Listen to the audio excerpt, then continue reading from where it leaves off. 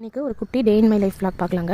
காலையிலேயே ஃப்ரெஷ்ஷாக ஸ்டார்ட் பண்ணலான்னு செடிங்களெல்லாம் பார்த்துட்டு வந்துட்டு பச்சைப்பயிர் கடையிலுக்கு தான் ரெடி பண்ணிட்டு இருந்தால் அதை நல்லா வறுத்துட்டு கழுவிட்டு தண்ணி ஊற்றி பச்சை மிளகா தக்காளி பூண்டு மஞ்சத்தூள் இதெல்லாம் போட்டு வேக வச்சுக்கணும். இந்த பொடி வந்து மல்லி சீரகம் காஞ்ச மிளகா இதை வந்து அப்படியே வந்து நல்லா மிக்சியில் அரைச்சி வச்சுக்கணும். அதுக்கப்புறம் எண்ணெய் ஊற்றி வெங்காயம் போட்டு வதக்கிட்டு கொஞ்சம் கருவேப்பிலையும் போட்டுட்டு இந்த பொடியை போட்டு நல்லா எண்ணெயிலே ஒரு 2 நிமிஷம் வதங்க விட்டுட்டு வேக வச்சு மசிச்சு எடுத்து வச்சிருக்க பச்சை பயிரையும் சேர்த்து நல்லா கொதிக்க வச்சு உப்பு செக் பண்ணி இறக்கிடலாம். கடைசியாக கொத்தமல்லி தூவிட்டோம்னா இதோட வேலை முடிஞ்சுது. அடுத்ததாக கேப்சிகம் வெங்காயம் இதெல்லாம் போட்டு முட்டை பொரியல் தான் ரெடி பண்ணியிருக்கேன். நிறைய காய்கறி சாப்பிடாத பசங்களுக்கு வந்து இந்த மாதிரி எக் போட்டு செஞ்சு கொடுத்தோம்னா அவங்களும் சாப்பிட்டுப்பாங்க. இதே மாதிரி புடலங்காய் கேரட் இதுலேயும் நான் செய்வேன், அவரைக்காய் கூட செய்வேன்.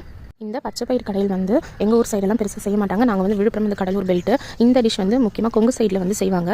எல்லா நாள்லையும் வந்து நம்மளால் நான்வெஜ் வந்து ப்ரோட்டீனுக்காக எடுத்துக்க முடியாது. அப்படி இருக்கும்போது அது சுண்டலாகவும் நிறைய நம்மளால் எடுத்துக்க முடியாது. இந்த மாதிரி கடையில் மாதிரி செஞ்சு சாப்பிட்டோம்னா நம்ம சாப்பாட்டில் போட்டு சாப்பிட்டுக்கலாம்.